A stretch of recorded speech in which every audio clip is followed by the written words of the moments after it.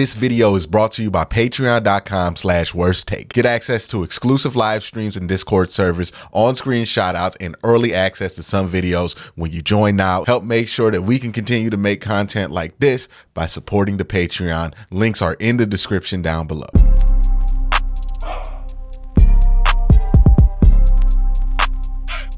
The Browns have had a ton of GMs over the last 20 years, and that's what I want to look at.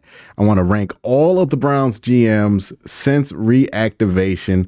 Who's the worst? Who's the best? But before I get into that, I want to thank today's sponsor, DraftKings. Super Bowl 58 is just around the corner, and I've teamed up with DraftKings Sportsbook, an official partner of the NFL, who is gearing up for the big game with a huge offer. Right now, all new customers will get $200 in bonus bets instantly when they place their first $5 wager on anything. Get in on the action by downloading the DraftKings app, and don't forget to use my promo code WORSTTAKE. That's right. New customers who bet just $5 will get $200 in bonus bets instantly. Wondering what you can use $200 in bonus bets on? Combine multiple bets together for the same game for a shot at an even bigger payout. If sports betting is not yet available in your state, don't worry.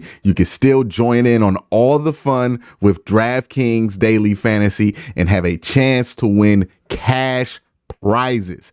Download the DraftKings Sportsbook app now. New customers use my promo code WORSTTAKE. Bet just $5 on any wager and get $200 in bonus bets instantly. That's promo code WORSTTAKE only at DraftKings Sportsbook. The crown is yours.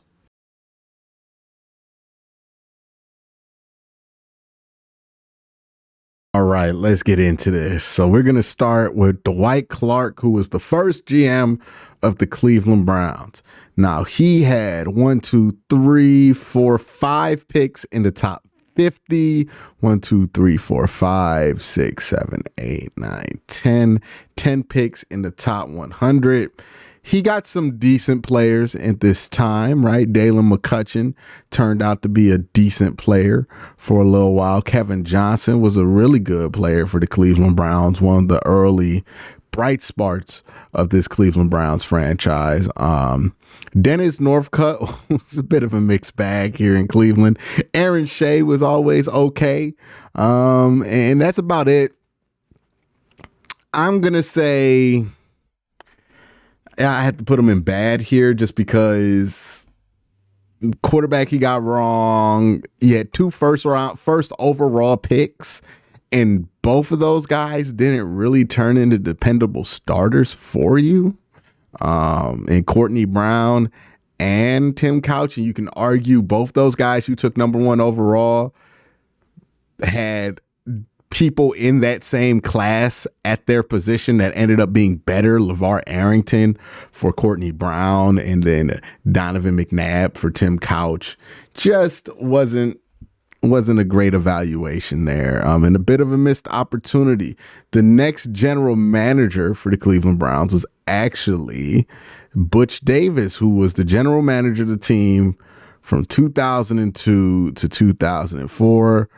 So I think this starts with the William Green draft and mercifully ends with, I think this actually starts with the Gerard Warren draft and then ends with the Sean Thompson, Jeff Fain draft. All right. So in this span, he had 5, 6, 7, 8, 9, 10 top 100 picks. I don't believe any of these players that they picked in the draft ended up being Pro Bowlers. Nope. No Pro Bowlers here. But you had some players who kind of were decent, like Quincy Morgan was fine. Gerard Warren was fine once he left Cleveland. William Green had a couple of moments in Cleveland. Andre Davis, the wide receiver, he was okay here in Cleveland. And Andre Davis, the linebacker, was actually here for a very long time. I believe he started 7 seasons for the Cleveland Browns. So that's a solid pick. Jeff Fain was the center for a very long time for this team. So that was a solid pick late in the first round. Sean Thompson, he started at linebacker for a couple years. He wasn't really anything special. Lee Suggs had moments as a Cleveland Brown. I mean, this just isn't good. This isn't good at all. Be honest with you. Like, I'm trying to make it work, y'all, but it ain't working. It just wasn't a good draft strategy for those 3 years. So Butch Davis, gonna have to put you in bad as well. I wanted to put you in I can make an argument, but it's bad. And by the way, let me go through the tiers. Actually good is self-explanatory. Hot and cold is self-explanatory. I can make an argument is a look. I know how it looks, but they kind of did okay. Like that's where I would go with that. I don't think they were objectively awful. I don't think they were good. I think they're somewhere in between that is where I go with the guys that I put in that category. Now, Phil Savage was the general manager of this team from 2005 up until 2009? He was here for a little while, wasn't he? Yeah, 2008. So he was here up until the 2008 draft. Now, he was here for the Braylon Edwards draft. So 1, 2, 3, 4, 5, 6, 7, 8, 9 top 100 picks. And this is the best GM that they've had so far. You got Joe Thomas out of this run. You also got Cameron Wembley, who was pretty good. DeQuell Jackson, who was pretty good. Lawrence Vickers, who was a pretty good fullback for the Cleveland Browns at the time. Jerome Harrison, who had moments as a running back here in Cleveland as well. Is there anybody else that I'm missing? Braylon Edwards, he was pretty decent as well. So I think you can make an argument that he drafted well enough. They tried to bring in free agents in this period. And I think Dante Stallworth was the big free agent that they brought in. Oh, yeah, they got a Tyre Rubin, too. And Dante Stallworth was such a bad signing. I think LaCharles Bentley was in this period, too. And they just had the worst string of luck. Like LaCharles Bentley, he tore, I think, his Achilles or something. His career ended the first day of training camp. And then Dante Stallworth got in a DUI incident and killed a man and went to jail. It was supposed to be a big signing for this team in 2008. So it just never ended up working out.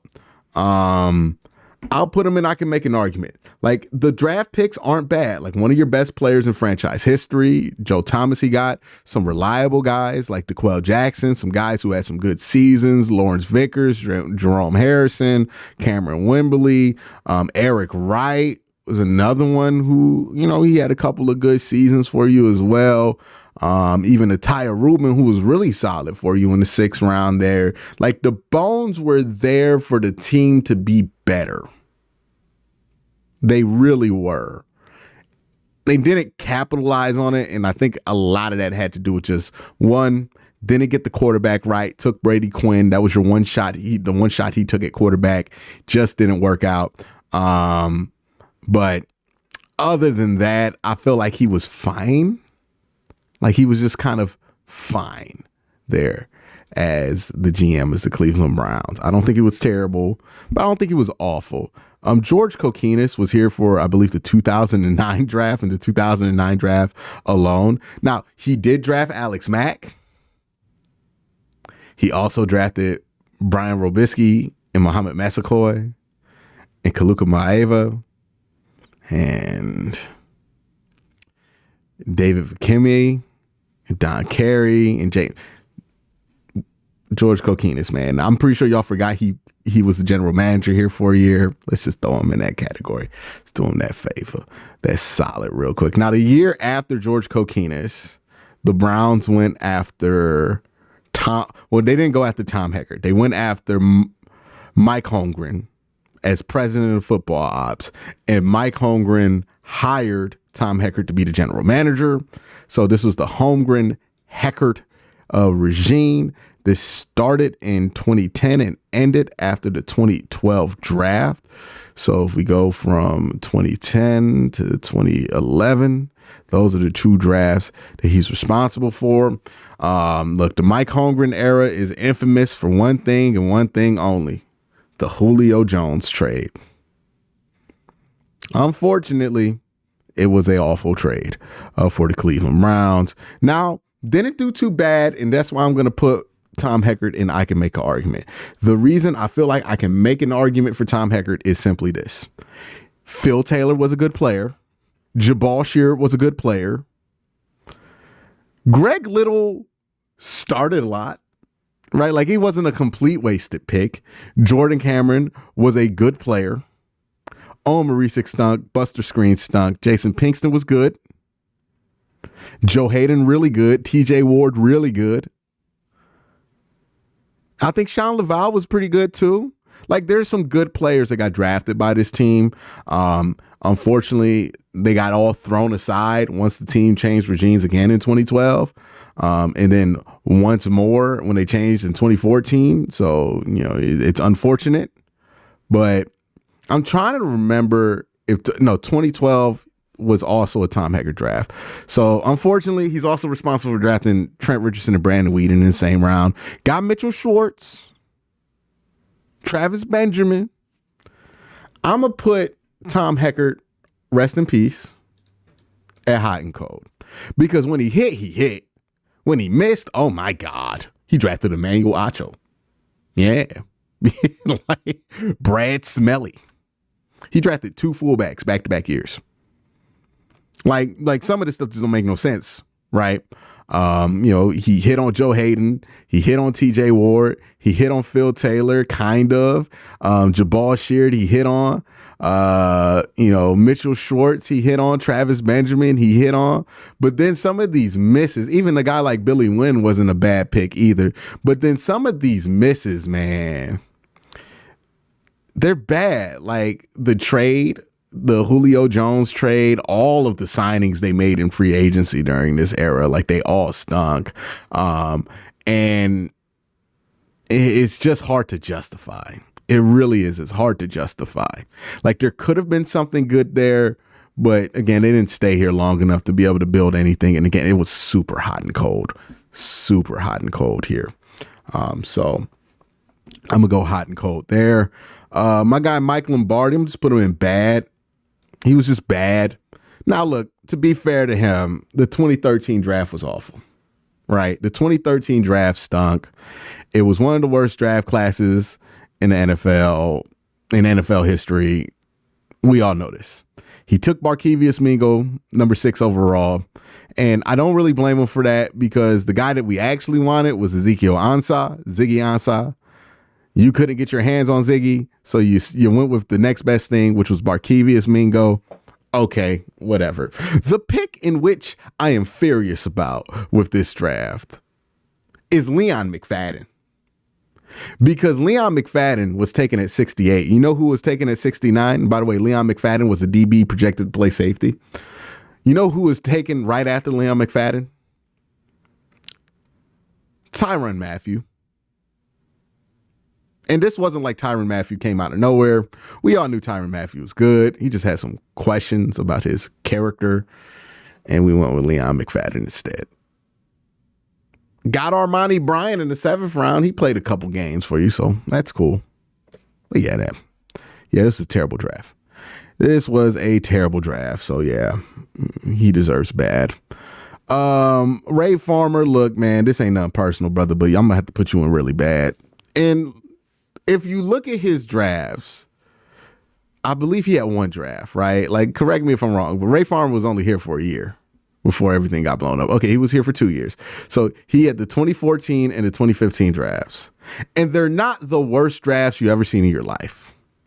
But they kind of are, right? Because you can look through this list and you can say to yourself, hey, man, Ray Farmer drafted Danny Shelton. He was like a decent player in the league, and so was Cameron Irvin, and Duke Johnson. Like, that was a decent player. And then Joe Bitonio, you can't forget about Joe. And then Christian Kirksey. Like, he had some solid players that he drafted. And that is true. I would like to point out that he had 10 top 100 picks. 10 top 100 picks in 2 years. And got one decent player out of it in Joe Bitonio. Well, two, Joe Bitonio and Christian Kirksey.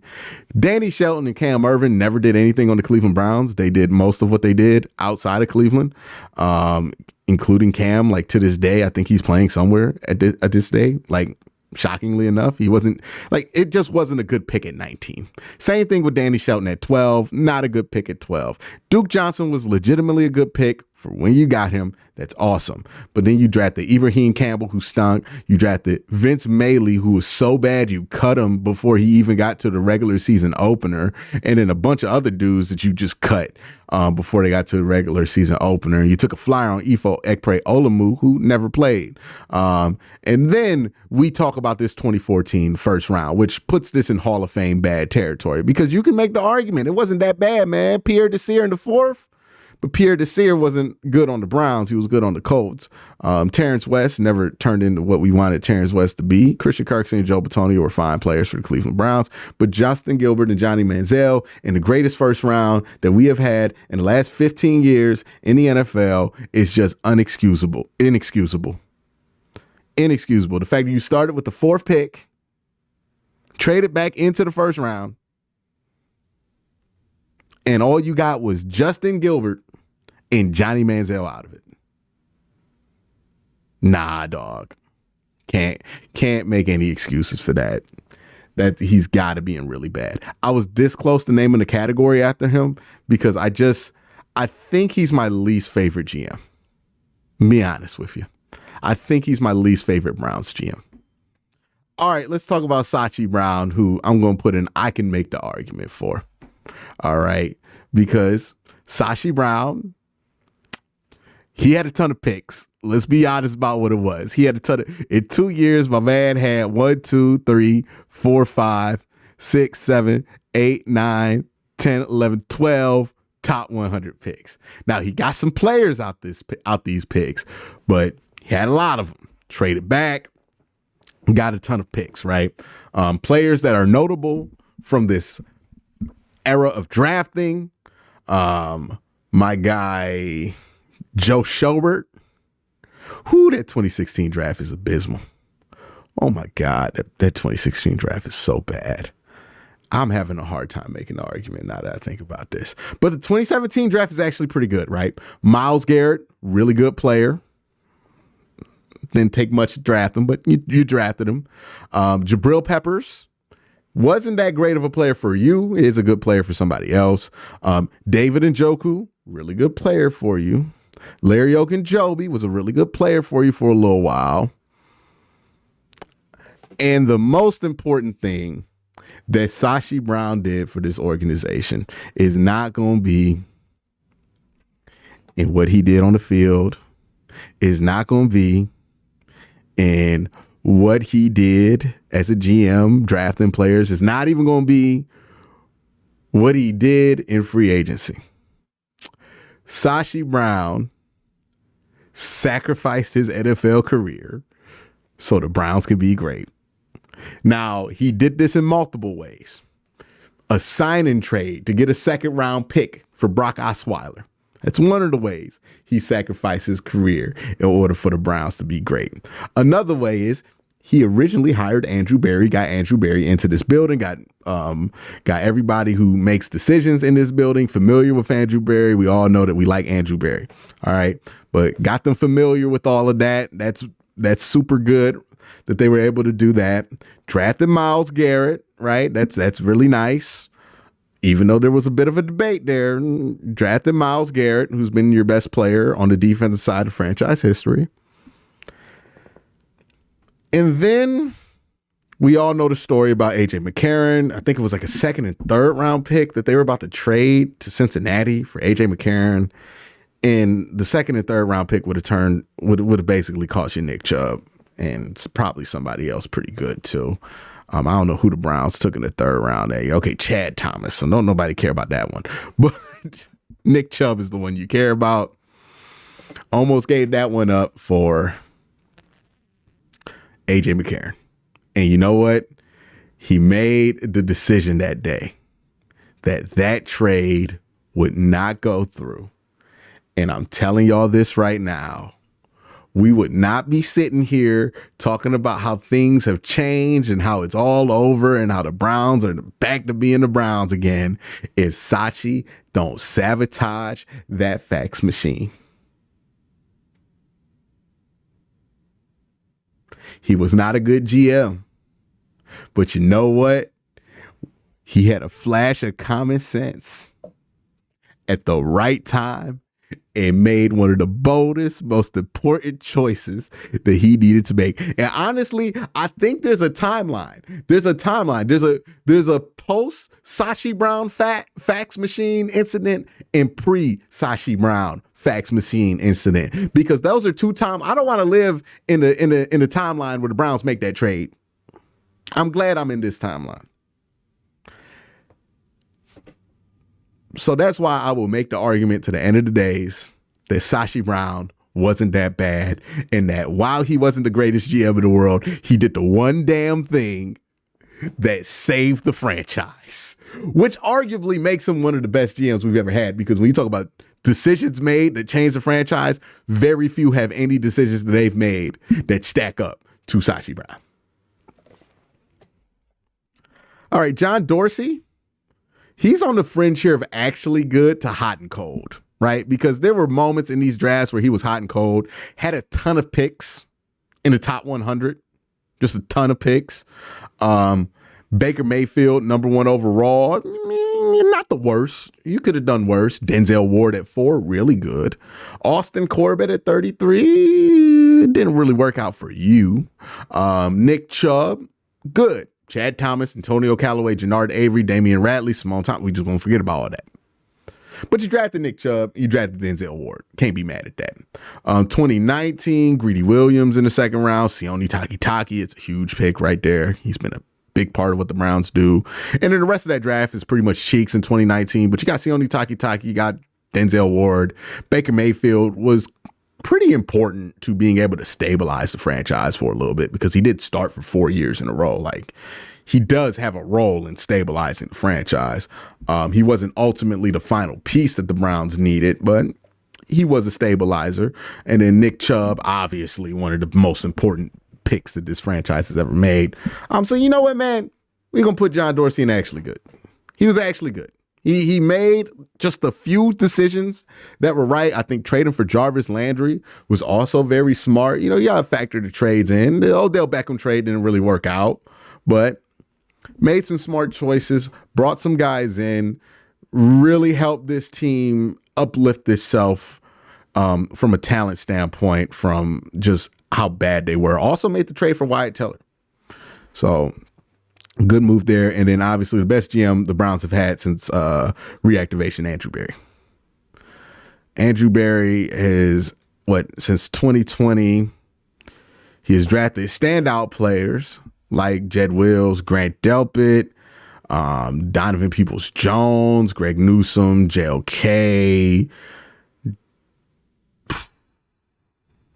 I'm trying to see Martin Emerson. I guess that's the only person really in that 2022 draft that's really stood out. I mean, Jerome Ford, kind of. 2023, I mean, we've already talked about Cameron Mitchell. We've already talked about DeJuan Jones. And then hopefully more guys step up as time goes on. Greg Newsome should be a Pro Bowler, but JLK and Grant Delpit will likely be Pro Bowlers this year. They are alternates.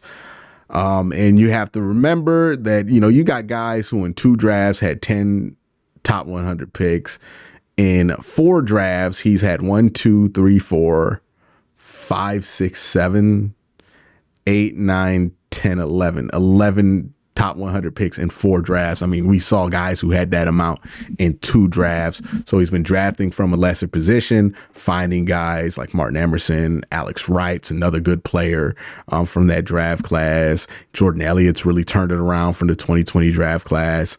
More player development than we've ever seen in Cleveland has happened in the last few years.